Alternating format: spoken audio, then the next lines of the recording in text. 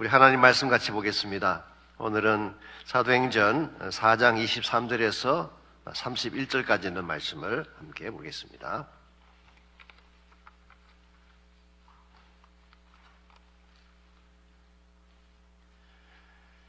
네, 4장 23절에서 31절 한 절씩 교독합니다. 사도들이 노임에 그 동료에게 가서 제사장들과 장로들의 말을 다 알리니 그들이 듣고 한마음으로 하나님께 소리를 높여 이르되 대주제여 천지와 바다와 그 가운데 만물을 지은 이시여 또 주의 종 우리 조상 다윗의 입을 통하여 성령으로 말씀하시기를 어찌하여 열방이 분노하며 족속들이 허사를 경영하는고 세상의 군왕들이 나서며 관리들이 함께 모여 주와 그의 그리스도를 대적하도다 하신 이로소이다. 과인 헤롯과 본디오 빌라도는 이방인과 이스라엘 백성과 합시하여 하나님께서 기름 부으신 거룩한 종 예수를 거슬러 하나님의 권능과 뜻대로 이루려고 예정하신 그것을 행하려고 이 성에 모였나이다. 주여 이제도 그들의 위협함을 굽어 보시옵고 또 종들로 하여금 담대히 하나님의 말씀을 전하게 하여 주시오며 손을 내밀어 병을 낫게 하시옵고 표적과 기사가 거룩한 종 예수의 이름으로 이루어지게 하옵소서 하더라. 우리 31절 같이 읽겠습니다. 빌기를 다하며 모인 곳이 진동하더니 무리가 다 성령이 충만하여 담대히 하나님의 말씀을 전하니라. 아멘. 예, 우리가 사는 이 땅에는 충격적인 일들이 많습니다. 그중에는 이 땅을 무너뜨리는 파괴적인 충격도 있고 반대로 이 땅을 세워주는 아름답고 신선한 충격도 있습니다. 몇 년 전에 미국에서 발간되어 많은 사람의 관심을 끌었던 책 중에 The Last Train from Hiroshima, 히로시마에서 온 마지막 열차라는 제목의 책이 있었습니다. 특별히 아바타를 만들었던 그 제임스 카메론 감독이 이것을 가지고 영화를 만들겠다고 해서 더 유명해진 책이긴 하죠. 이 책은 1945년 8월 6일 히로시마에 그 원자폭탄이 투하된 후 이틀 동안 일어났던 일을 묘사하고 있다고 합니다. 아시겠지만 원자폭탄의 임팩트는 엄청난 것입니다. 요즘은 뭐 더 가공할 파워를 가지고 있지만 그 당시만 하더라도 그 원자탄이 TNT 2만 톤의 위력을 가지고 있다고 합니다. 터지는 순간 반경 7km 이내의 모든 건물이 가루가 되는 당시 히로시마 인구 중에 절반이 죽거나 다치고 향후 30년 동안 25만 명이 그 후유증으로 고통을 당한 것으로 나와 있습니다. 이와 같은 충격은 파괴적인 것이죠. 다시는 일어나서는 안 될 비극적인 충격이다, 그렇게 말할 수가 있겠습니다.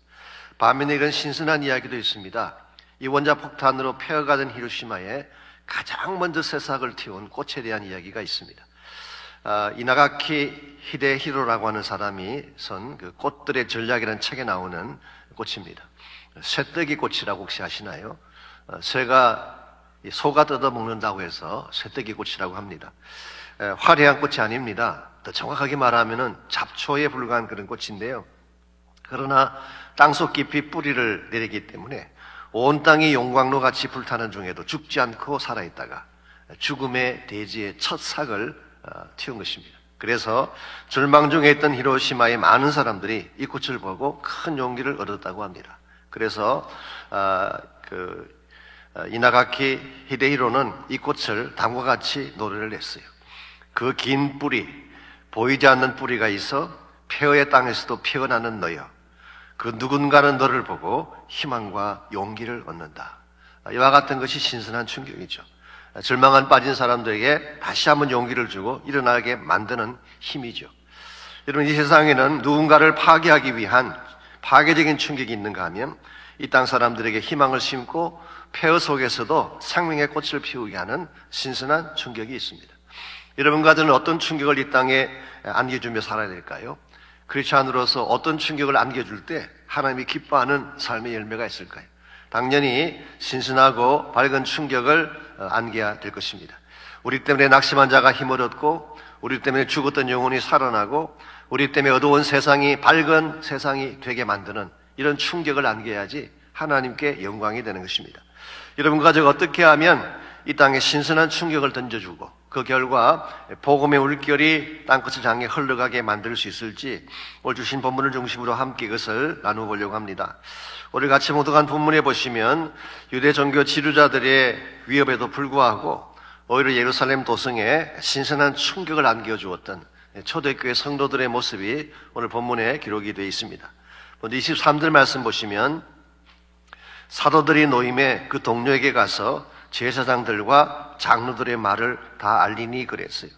여기서 사도들이 어제 아침 말씀드린 것처럼 그 산헤드린에 체포되어 갔다가 노임받게 되죠. 그때 그 종교 지도자들이 18절 말씀 다시 보시면은 그들을 불러 경고하여 도무지 예수 이름으로 말하지도 말고 가르치지도 말라라고 했어요. 다른 말로 표현하면은 나가서 만일에 다시 똑같은 일을 하면 죽을 줄 알아라고 하는 위협을 한 것입니다. 이와 같이 협박을 하면 성도들이 당황해서 흔들릴 줄 알았는데요. 그렇지 않았습니다. 24절 보십시오. 그들이 이 말을 들은 후에 한 마음으로 하나님께 소리를 높여 이르되 대주제여 천지와 바다와 그 가운데 만물을 창조하시니요. 그들은 전심을 다해 기도를 한 것입니다. 얼마나 그 기도의 함성이 컸는지 31절을 보십시오. 빌기를 다하며 모인 곳이 진동하더니 무리가 다 성령이 충만하여 담대히 하나님의 말씀을 전파하니라. 얼마나 소리가 컸는지 그 지역이 진동이 일어났대요. 그런데 여기서 말하는 진동은 일반적인 진동이 아닙니다. 그냥 땅이 흔들렸다 그런 이야기가 아니라 이것은 성령께서 오심으로 말미암아 일어나게 된 영적인 진동을 말하는 것입니다. 우리말로 표현하면 성령 임팩트가 일어났다 그렇게 말할 수가 있습니다. 한국의 어떤 분들은 진동의 은사를 받겠다고 기도할 때 의자를 막 흔들며 기도하는 분들이 계신데요. 그러다가 넘어지면 허리 다칩니다. 그런 진동을 말하는 게 아닙니다. 여기서 말하는 진동이라고 하는 것은 성령께서 강력하게 임팩이 주어질 때에 정말 영적인 충격이 일어나는 세상을 뒤흔들 수 있는 영적인 파워를 말하는 것입니다. 이것은 마치 바울과 실라가 빌립보 감옥에 갇혔을 때 일어난 현상과 같다고 할 수가 있습니다. 한밤중에 일어나 기도하며 찬송했을 때에 어떤 현상이 벌어졌습니까? 옥트가 흔들리고 옥문이 다 흔들리고 그들을 메었던 차코와 사슬이 풀렸다고 했어요. 이것은 기도와 찬송이 가져온 충격 때문이죠. 부를 수 없는 상황에서 부른 찬송, 도저히 감사할 수 없는 상황에서 감사를 드렸을 때 닫힌 문이 열리게 되고 결박이 풀리게 되고 그 결과 복음의 물결이 흘러가게 했던 진동, 이걸 본문이 말하고 있는 진동이에요. 오늘 여러분과 제가 이 시대를 살면서 이런 진동을 만들 수 있어야 돼요. 이것은 물리적인 힘이나 무력이 만들어내는 충격이 아니라 기도와 성령이 만들어내는 충격. 이와 같은 충격이 있을 때에 이 땅을 변화시키고 잠들한 영혼을 깨우게 되고 이 시대를 새롭게 만들어갈 수가 있는 것입니다. 오늘 교회든 개인이건 이 땅에 무언가를 미치며 살아야 됩니다. 그냥 살아서는 안 됩니다. 미치되 신선한 충격을 미쳐야 돼요. 그 결과 우리 때문에 이 세상이 변화되어지고 복음의 물결이 흘러가게 해야지 하나님의 기뻐하는 바른 삶을 살 수가 있는 것입니다. 그러므로 우리가 어떻게 하면 성령의 능력으로 이 땅에 신선한 충격을 안겨주고 그 결과 복음의 물결이 흘러가게 할 수 있을지 오늘 본문을 통하여서 신선한 충격을 안겨줄 수 있는 세 가지 차원의 비결을 정리해 보려고 합니다. 첫 번째로 세상에 신선한 충격, 하나님이 기뻐하는 바른 충격을 주려면은 기도의 진원지가 있어야 됩니다. 기도의 진원지. 아시는 대로 초대교회 성도들은 가난했습니다. 가진 것이 별로 없었어요. 이 사람들이 땅을 그 주변 사람들에게 영향을 끼치려면 뭔가가 필요합니다. 뭔가가 있어야지 그 사람들에게 영향을 끼치지 않겠습니까? 그들이 가지고 있던 세상 사람들에게 영향을 끼칠 수 있는 그 능력의 진원지가 어디인지 아십니까? 기도였어요. 기도하면 기도를 통하여 능력의 역사가 나타나는 것입니다. 그래서 24절을 다시 보시게 되면 초대교회들 성도들이 했던 기도의 내용이 나와 있습니다. 그들이 듣고 한 마음으로 하나님께 소리를 높여 기도했다고 했어요. 그들은 한 마음으로 소리를 높여 부르짖으며 기도한 것입니다. 마치 지금 여러분과 제가 통성기도를 드리는 것처럼 새벽마다 나오셔서 전심을 다해 함께 기도하는 것처럼 초대교회 성도들은 문제만 생기면 함께 모여 전심을 다해 기도한 것입니다. 누구에게 기도했을까요? 오늘 24절에 나와 있습니다. 대주제여 천지와 바다와 그 가운데 만물을 지으신 분. 우리 모두의 대주제가 되시며 우리의 롤드가 되시며 천지와 바다와 만물을 창조하신 The Sovereign God, 이 전능하시고 절대적 주권을 가지신 바로 그 하나님, 우리의 크리에이터가 되셔서 모든 만물을 지배하고 다스리는 그 하나님, 이 하나님에게 전심을 다해 그들은 부르짖은 것입니다. 우리 크리스찬 삶의 출발점은 여기 있어야 됩니다. 우리가 기도할 때 하나님이 일하기 시작하고 하나님이 일하기 시작하면 세상 누구도 우리를 감당할 수가 없는 것입니다. 흔히 우리는 우리 가진 인간적인 어떤 힘을 가지고 세상을 변화시키려고 하는데요, 그것으로는 안 됩니다. 우리가 아무리 노력해도 우리 힘으로 이 땅을 변화시킬 수 없습니다. 그런데 하나님이 움직이기 시작하면 달라집니다. 하나님이 움직일 수 있는 비결이 뭔지 아십니까? 기도하는 거예요. 기도하면 하나님이 움직이기 시작하고 하나님이 움직이기 시작하면 진정한 차원의 역사들이 일어나게 되는 것입니다. 여러분 가정에 하나님이 일하기 시작하면 가정의 문제가 풀립니다. 여러분 사업터에 혹은 하나님의 교회에 하나님이 움직이기 시작하면 모든 닫힌 것들이 열릴 수밖에 없는 것입니다. 이와 같은 일을 할 수 있는 진원지가 뭐냐? 기도라는 거예요. 기도. 야고보서 5장 13절에서 18절을 보시면은 기도가 가져온 충격에 대한 하나님의 말씀이 기록되어 있습니다. 먼저 13절을 보시면은 너희 중에 고난 당하는 자가 있느냐? 저는 기도할 것이요. 여러분 기도는 고난을 기쁨으로 바꾸는 능력이 있습니다. 14절 너희 중에 병든 자가 있느냐? 저는 교회의 장로들을 청할 것이요. 여기서 장로들이라고 하는 것은 목회자들을 말합니다. 그들은 주의 이름으로 기름을 바르며 기도할 때 그때 질병이 떠나간다고 했어요. 그러므로 기도는 질병을 고치는 능력이 있습니다. 뿐만 아니라 17절 18절을 보시게 되면 이것은 엘리야의 기도 상태를 말하는 것인데요, 엘리야가 하나님 앞에 비가 멈추기를 기도했을 때에 그 지역의 가나안 땅에 3년 6개월 동안 하늘이 닫혔어요. 다시 기도했더니 하늘이 열리면서 단비가 쏟아진 것입니다. 3년 6개월 동안 비가 닫혔다가 다시 기도할 때 비가 쏟아질 때 그 당시 온 이스라엘이 받았을 충격을 한번 상상해 보십시오. 3년 6개월 동안 비가 오지 않았다고 하는 것은요, 이건 가물어도 그냥 가문 정도가 아닙니다. 풀 한 폭이 자라지 못하고 곡식 하나 자라지 못할 완전히 디제스터 상황, 이 재난 상황이 3년 6개월 동안 비가 멈춘 상황. 요즘 말로 말하게 되면 모든 자들이 실업자가 되고 경기가 끌어붙어서 정말 모든 돈줄이 다 막히고 어디를 가도 먹고 살 것이 없는 이와 같은 상황. 이와 같이 3년 6개월 동안 완전히 쩍쩍 갈라진 상태에 있던 그 이스라엘 백성이 기도하는 순간 하늘문이 열리고 비가 쏟아진 거예요. 그때 그들이 받았을 충격이 어떤 것일까요? 이야, 이럴 수도 있구나. 하나님이 움직이시니까 하늘도 열리게 되는구나. 이게 이스라엘이 미친 충격이 얼마나 컸겠어요. 오늘 여러분과 저의 삶 가운데도 이와 같은 충격이 필요합니다. 세상 사람들은 자기들 노력을 가지고 인생을 잘 살려고 하지만 우리는 기도함으로 세상을 바꾸어야 돼요. 기도함으로 여러분의 가정에 변화가 일어나게 해야 됩니다. 기도함으로 교회가 변할 수 있도록 여러분이 기도하셔야 돼요. 영국의 복음 역사상 가장 파워풀한 그 설교자 중에 하나가 그 조지 웹필드라고 하는 설교자가 있습니다. 이분은 존 웨슬리와 함께 영국 부흥운동을 주도했던 분이죠. 이분이 가셔서 집회만 하면요, 초능력적인 역사가 일어납니다. 사람들이 회개하기 시작하고 자복하고 주님 앞에 엎드리고 막 수많은 사람들이 예수 믿겠다고 앞으로 나오는. 그런데 이 능력이 그냥 온 게 아니라고 합니다. 이 조지 웹필드 자신에게서 온 것이 아니에요. 이분이 전도 집회를 나갈 때는 항상 함께 데리고 나가는 형제가 한 명 있습니다. 형제는 키도 작고 왜소한 체구를 가지고 있고 게다가 다리를 움직일 수 없는 장애자였습니다. 이 형제가 하는 일은 딱 한 가지예요. 집회하는 동안 그 불편한 다리를 모으고 하나님께 기도하는 것입니다.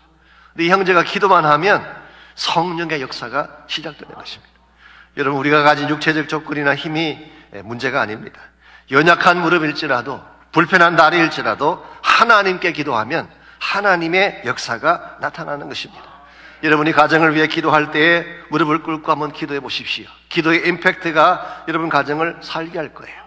여러분이 정말 전심을 다해 기도하게 되면 여러분 자녀의 삶 속에 축복의 임팩트가 나타날 줄 믿습니다. 기도할 때 하나님이 일하시는 거예요. 그러므로 우리가 정말 세상에 임팩을 끼치고 영향을 끼치기를 원한다면 기도해야 돼요. 기도해야 돼요. 두 번째로 하나님의 경영을 확신해야지 우리가 세상을 변화시킬 수 있습니다. 이 하나님의 경영이라고 하는 것은 하나님의 플랜, 하나님의 계획을 말합니다. 하나님은 계획을 가지고 일을 하세요. 무작정 일하시는 분이 아닙니다. 영원 전부터 플랜을 가지시고 일을 하시는 하나님. 그리고 하나님의 그 계획은 1.1획도 틀림이 없어요.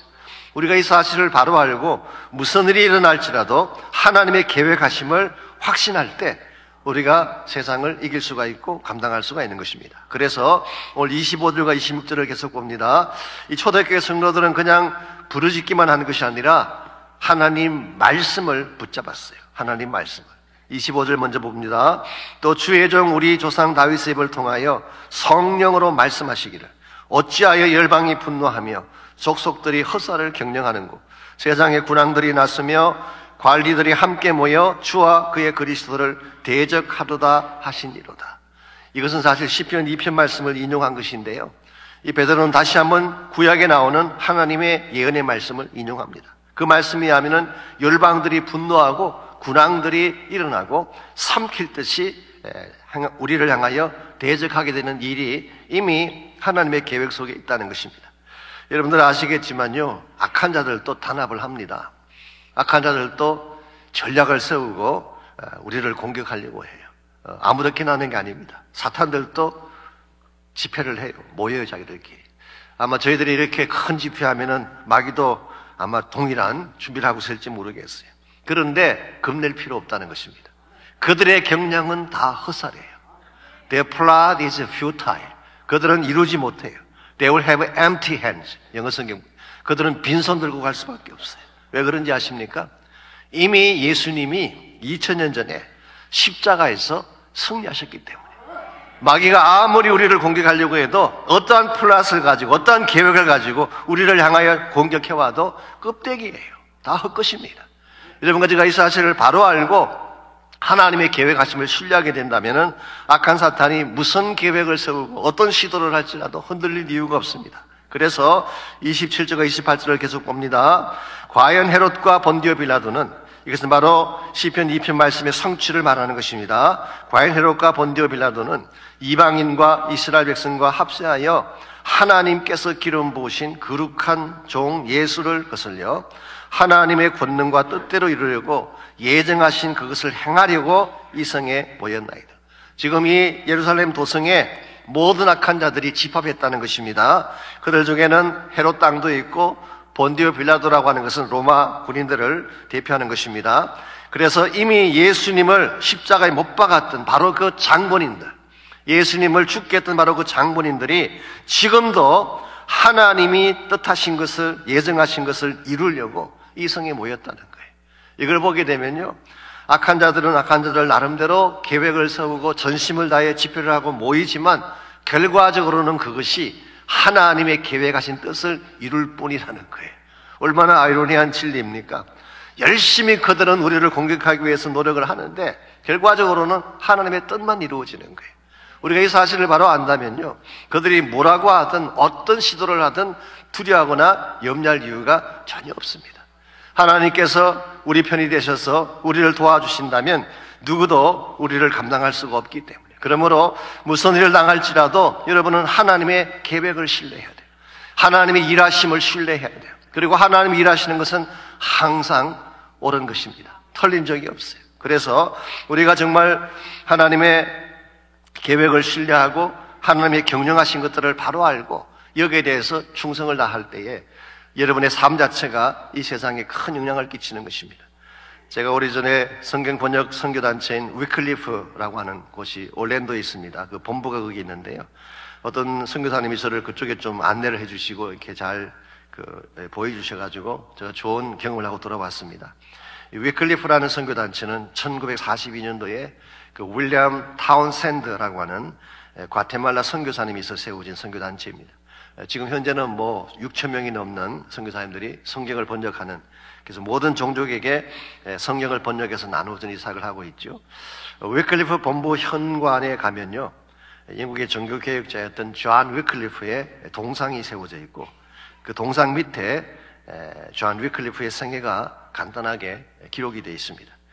이분은 1329년도 영국의 가난한 집에서 태어났지만 최고 명문 대학인 옥스포드 대학에 진학을 하고 나중에 그 대학교의 교수가 됐습니다.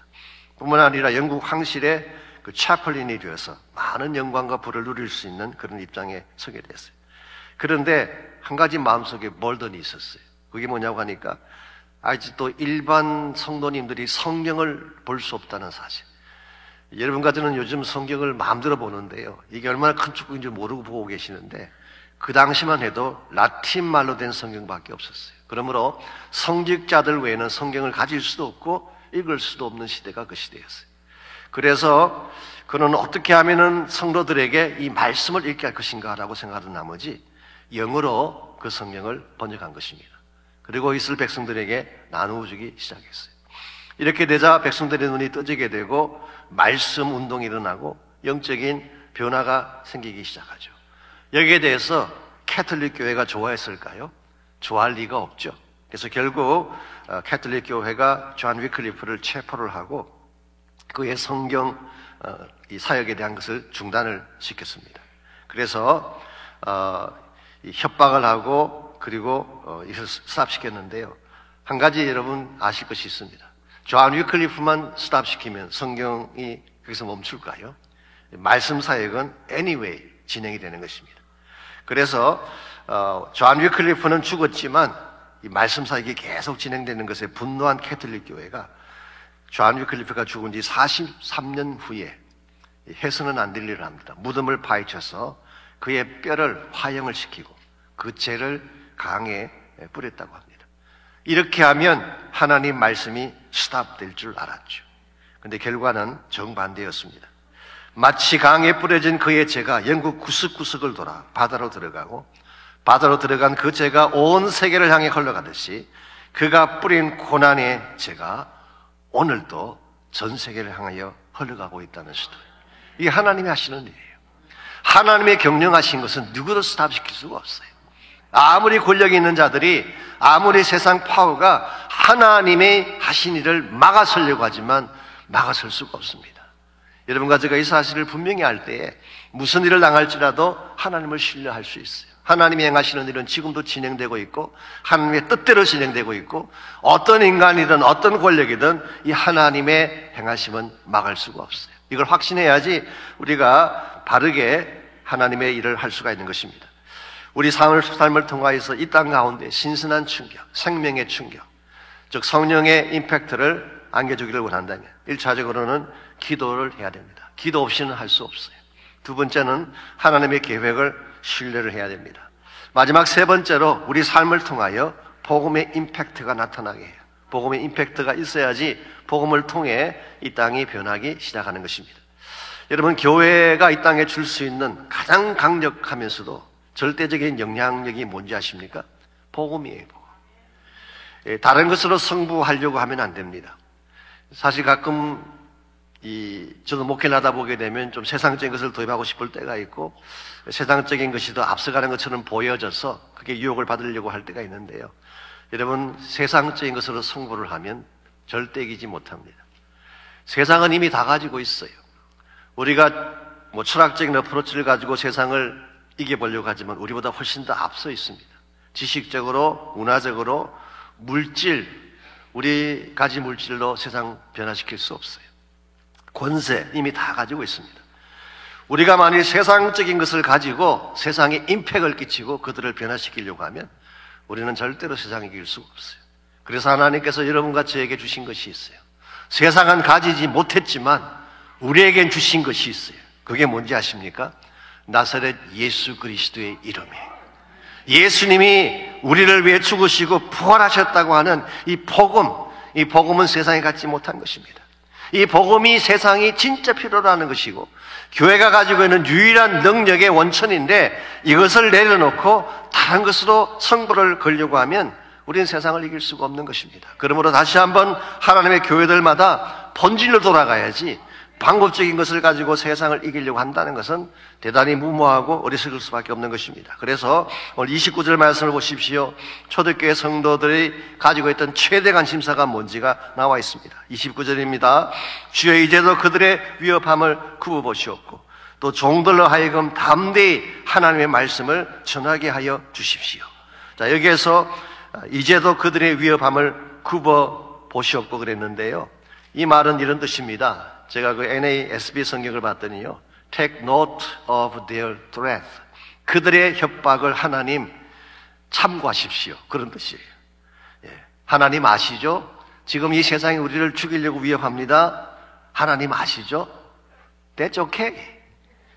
그럴지라도 we don't care. 그런 뜻이에요. 하나님 그냥 이들이 뭐 하는지 아시죠? 그 말이에요. 여기에서 우리는 그들의 최대 관심사가 자신들의 안전과 평안이 아닌 것을 알 수가 있습니다. 우리의 삶이 더 편안하고 더 안정되는 것이 그들의 컨선이 아니었어요. 그들이 정말 원했던 건 뭔가요? 하나님의 말씀을 담대히 전하게 하옵소서. 오늘 여러분과 제가 이와 같은 마음을 가질 때에 세상은 우리를 통해 변화하기 시작하는 것입니다. 그래서 하나님께서 이 하나님 말씀을 담대하게 전하기 위해서 주신 특별한 능력이 30절에 나와 있습니다. 손을 내밀어 병을 낫게 하시옵고 표적과 기사가 거룩한 종 예수의 이름으로 이루어지게 하옵소서.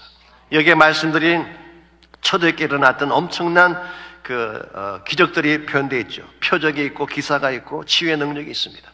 하나님께서 초대교회 시절에 이와 같은 능력을 부어주신 이유는 이 복음을 영어로 attest to the gospel, 이 복음을 진짜 복음이라는 것을 알려주기 위해서 이와 같은 권세와 능력을 주신 것입니다. 그래서 그들에게 주어진 이와 같은 치유의 능력, 이와 같은 기적과 표적을 행하는 능력은 단순히 자기들의 힘을 과시하고 주신 것이 아니라 복음을 전하게 하기 위해 주신 거예요. 복음을 전하게 하기 위해서. 그 결과 31절입니다. 빌기를 다하며 모인 곳이 진동하더니 무리가 다 성령이 충만하여 담대히 하나님의 말씀을 전하니라. 그들이 빌기를 다 마쳤을 때에 그 모인 곳이 진동했대요. 엄청난 임팩이 일어난 것입니다. 이 임팩트는 예루살렘 도성을 움직이고 유대 땅을 움직이고 한 걸음 더 나아가서 그 당시 로마 제국을 뒤흔들 수 있는 파워였어요. 이게 복음의 임팩트예요. 저는 오늘 이 시대에 이와 같은 복음의 임팩트가 다시 회복될 수 있기를 바랍니다. 하나님 여러분과 저에게 주신 가장 능력이 있는 힘의 원천은 복음이에요. 오늘 새벽 여러분과 제가 이곳에 나온 이유도 이것 때문입니다. 우리가 기도하는 가운데에 성령이 임재하시고 성령이 임재하면서 복음의 진동이 일어나서 이 땅을 흔들고 이 복음의 물결이 땅끝까지 흘러가게 하기 위해서 여러분과 제가 이 자리에 나왔고 여기서 오늘 새벽에도 함께 기도하기를 원하는 것입니다. 이런 의미에서 마지막 시대에 하나님의 교회가 다시 복음으로 돌아갈 수 있도록 기도해 주시고 하나님의 백성들이 기도의 자리에 나와서 함께 기도함으로 참된 권세와 능력을 가질 수 있도록 기도해 주시기를 바랍니다. 그리고 우리가 기도하는 가운데에 성령이 임재해 주시고 하늘의 임팩트가 이 땅에 임하게 도와주시고 복음 때문에 죽은 자들이 살아나는 이와 같은 역사가 일어날 수 있도록 여러분 기도해 주시기를 바랍니다.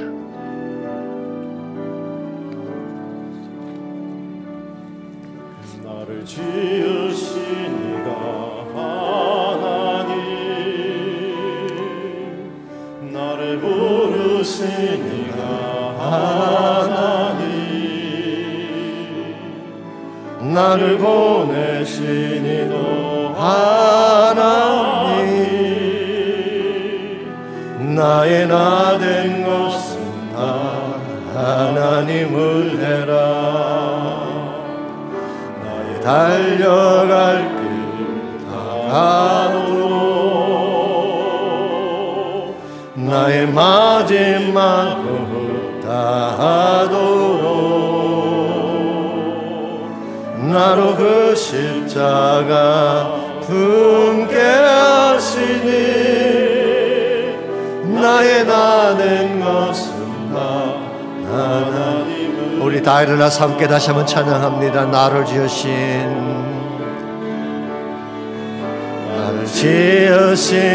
이가 하나님, 나를 부르신 이가 하나님,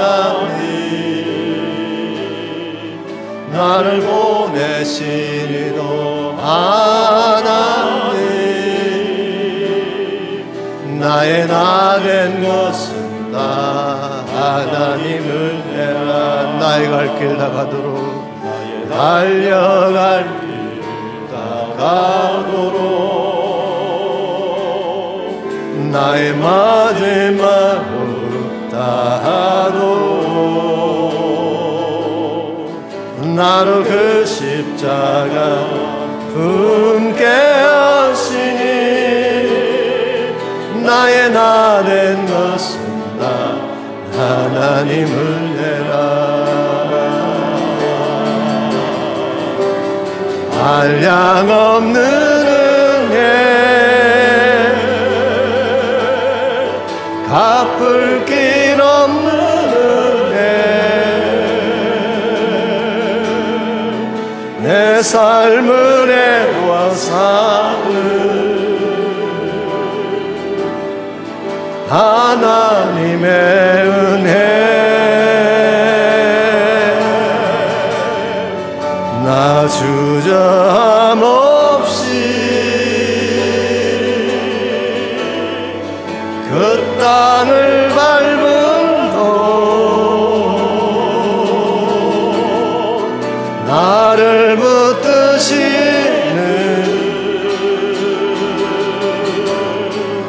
하나님의 은혜 한량없는 은혜 한량없는 은혜 갚을 길 없는 은혜 내 삶을 애워사는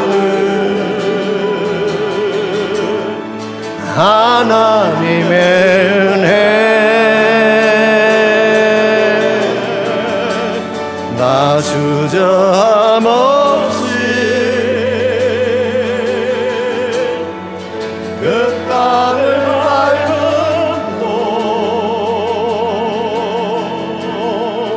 나를 붙드시는